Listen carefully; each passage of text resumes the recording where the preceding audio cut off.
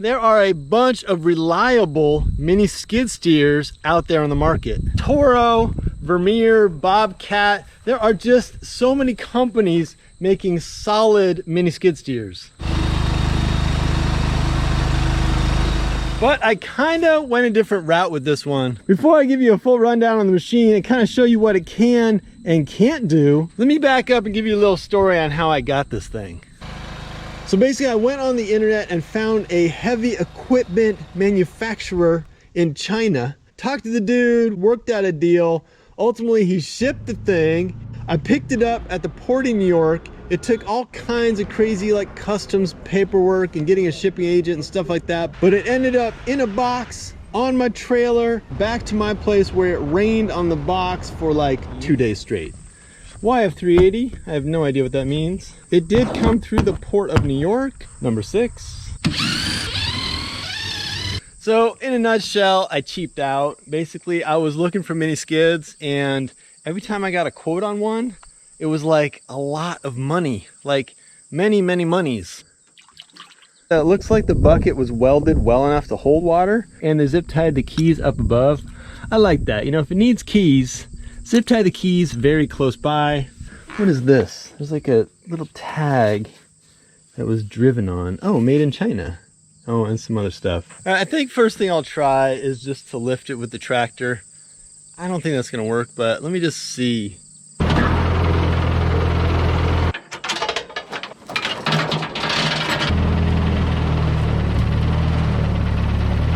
I mean, it wanted to do it. I think plan B is to spin the box.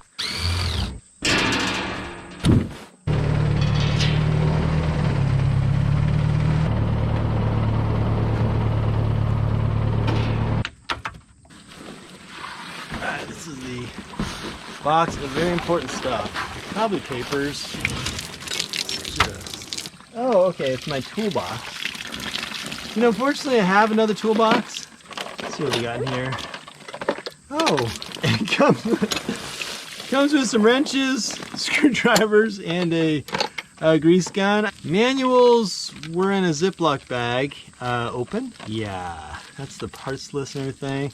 See if we can dry those out in a couple weeks. A traction mat, replacement belt, or the actual drive belt. I don't know. That's the manual. I don't even know what else is in here. Oh, what's that? Oh, electric cables and stuff. That's good. O-rings, nice. And I think that might be it in terms of the water retention facility. Whoever reads that stuff, you know, it's just like a bunch of paperwork. I kind of wonder if there's a little petrol in the tank. Maybe.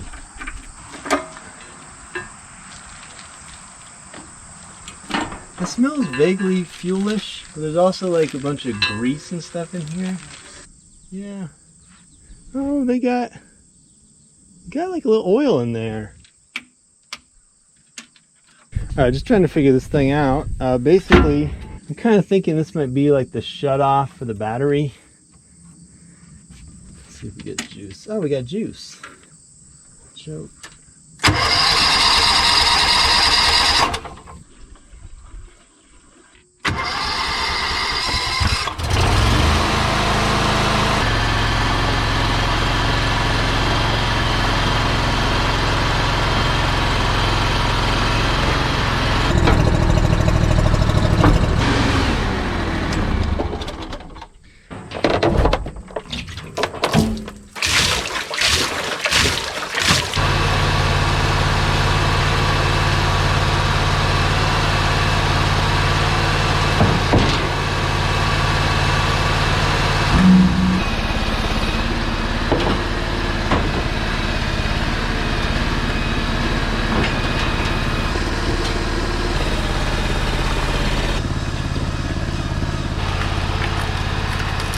Just a walk around on the mini skid steer, just you can kind of like get a feel for it. I got the bucket attachment up front. It does have this claw grapple. For that grapple and any other accessories, there are a couple other hydraulic lines, a couple of tie points buried up front. It just has the elliptical pads, not what have become the more typical big on the back tracks. I believe the big on the back give you a little bit more room underneath the machine. So on this guy, when you're backing up in rough ground, you can definitely dig in the back. This is your operator platform. I'm thinking about rigging it up with some kind of counterweight on the back. 23 horsepower gas engine, kind of like a DIY welded job. Air filter, battery cutoff. Controls are surprisingly straightforward. Choke, fuel gauge, temp, hour meter, horn, lights, key on, and throttle. And then as for the actual controls on the unit, these guys are your 2 tracks. So kind of like a skid steer or a zero-turn mower. These are your tracks. This is your bucket up and down, and this is your tip up and down. Up front, it's mainly about the cooler. This is your hydraulic fluid. And I'm assuming to do anything in here, you gotta pop this plate. And the tracks are 45, 46, so you're definitely getting into 4-foot gates, not 3-foot gates.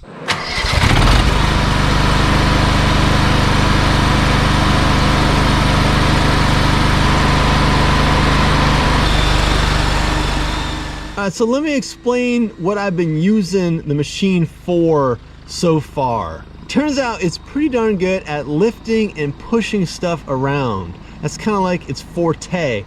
So I'm not saying it will lift like 1,000 pounds of gravel or logs or anything like that. It does not have the lifting power of a skid steer or a tractor, but it's maneuverable. It lifts more than I can lift. So that's a big asset.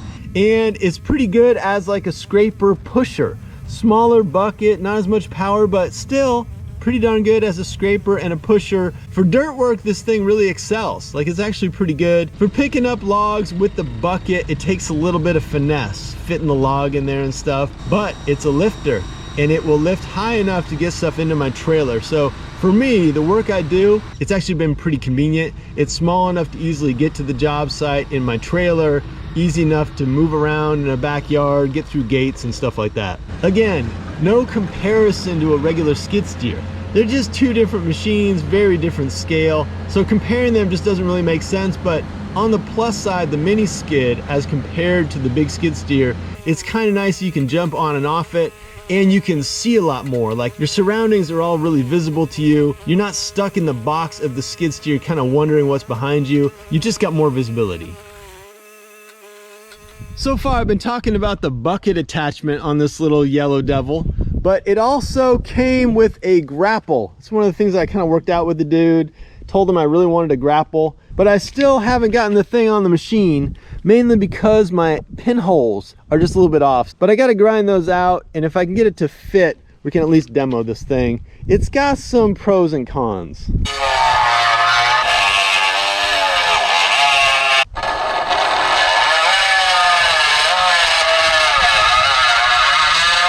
I think that's going to do the trick. I don't want to go too big on those holes, but they just weren't perfectly calibrated.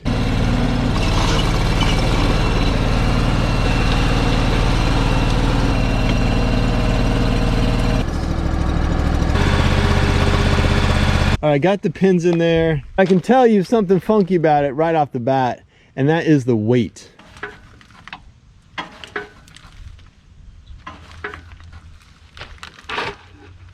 So without an operator on there, this thing is way front heavy just with the grapple, without anything even grappled. I think what happened is when they were manufacturing the grapple, they got like a little bit excited, made a big old nasty funky grapple, which I really like, but it would be better off on a machine like that than on a machine like this, just given the weight. But let me hook up the hydraulics and we'll at least see how it functions.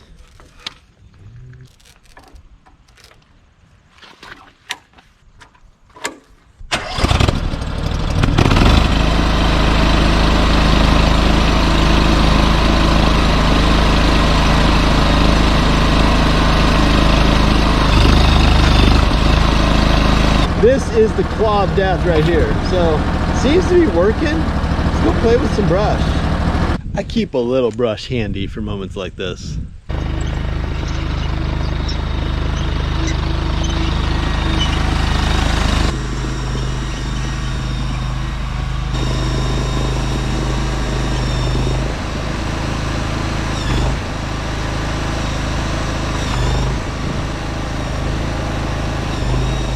That was not exactly the idea, just to totally stab the log, but I'll get a feel for this thing.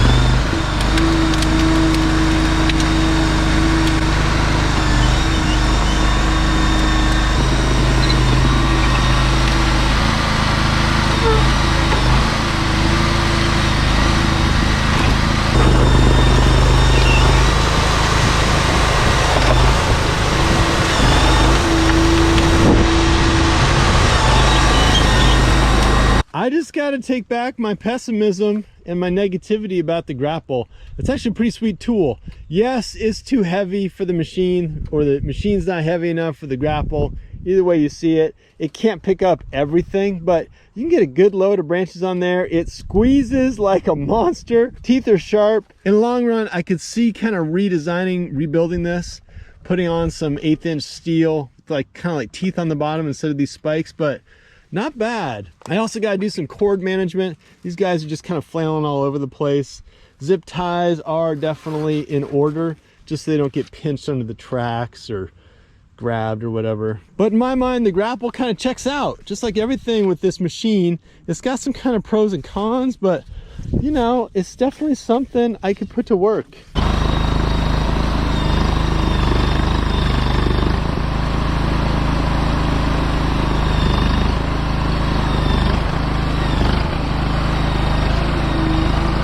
Can't fault me for trying. So that is the full story about how I found and got and have been using this little yellow beast of a mini skid steer. But I still think there's one topic to discuss, and that has to do with money and the cost of tools and all that.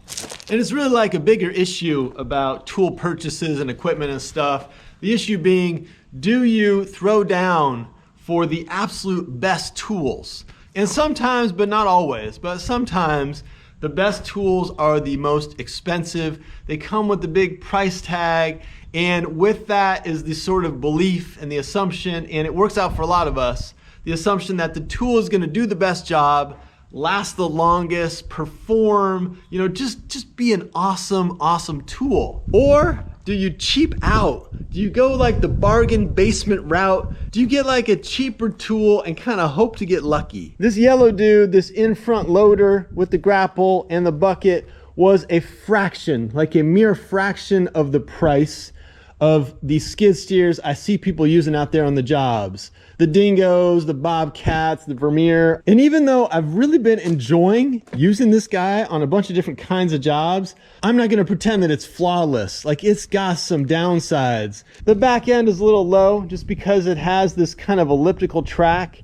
and not a taller track in the back. Back end's a little low. While the Briggs & Stratton 23 horses do a job, it just doesn't have the power, and it doesn't have the power to weight ratio of some of those bigger machines. Do you spend the money for the bigger machine? The bigger machine that is better, quote unquote better, or do you cheap out and get by with this guy? That's something for you to think about and decide. It's something you know about yourself already, probably. We can chat about it in the comments down below. Also down in the description, I've got a link to this loader, but remember, it's not a simple process. You don't just buy it and it shows up at your house. It's a somewhat funkified shipping arrangement between a manufacturer in China, and if you're in North America or Europe or wherever you are, there'll be some shipping and customs logistics and stuff to deal with. I can give you more details about that if you're interested. Just let me know. In the meantime, you should see the in-front loader continue to do various jobs and projects around the channel.